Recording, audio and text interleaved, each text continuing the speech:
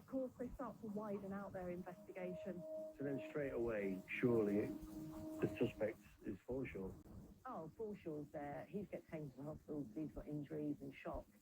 However, you are now looking at suspicious death, and this is when the murder alarm bells are ringing and you start calling everybody out because this isn't right. And the fact he's a police officer it really is irrelevant. He is now a suspect in the case of the murder.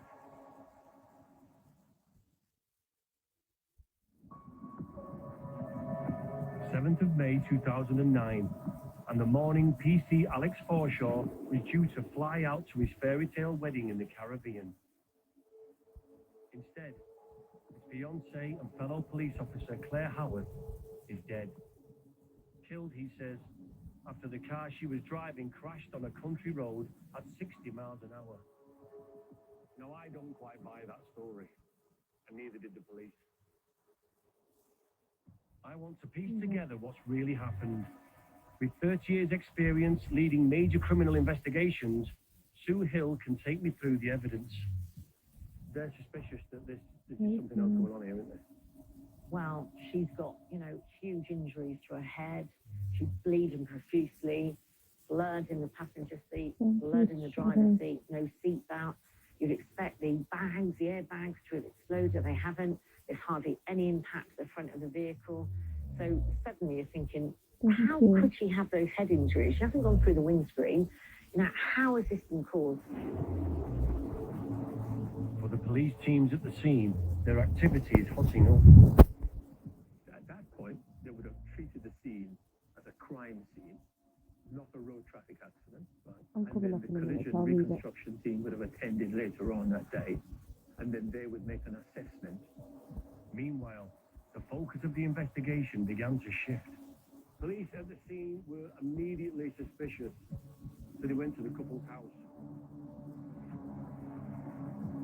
To find out what they discovered, I've come to Bury in Greater Manchester with journalist Beverly Walton. This is the road where the couple lived. Looks pretty ordinary, doesn't it? So you actually reported from here when this happened? Yes. By 9 o'clock-ish, we would have been deployed here as reporters to basically feed a live report about what was happening here. We were here when the cordon was around the property and around the whole road, actually. It was really important that we had as much information as possible. And it turned out that the police had startling new information, which would put a whole new spin on this case. What information did the police tell you what happened in the house? So what we knew at the time was that officers had arrived here. They had obviously entered the property. In the front lounge, they'd seen quite clearly that there was blood. They'd gone upstairs. In the spare bedroom, there was blood again, and it was obvious to them at that time that there'd been a terrible attack.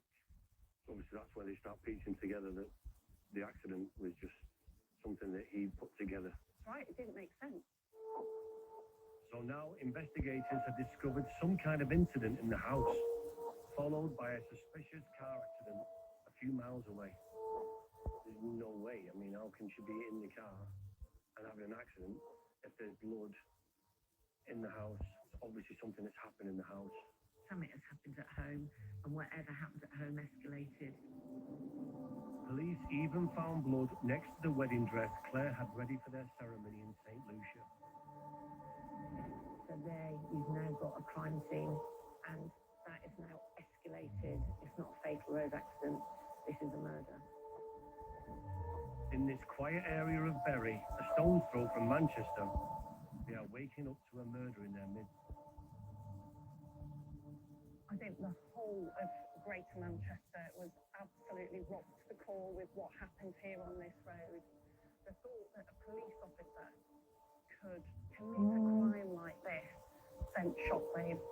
It must have been unbelievably shocking for the neighbours, because for all intents and purposes, this came out of the blue.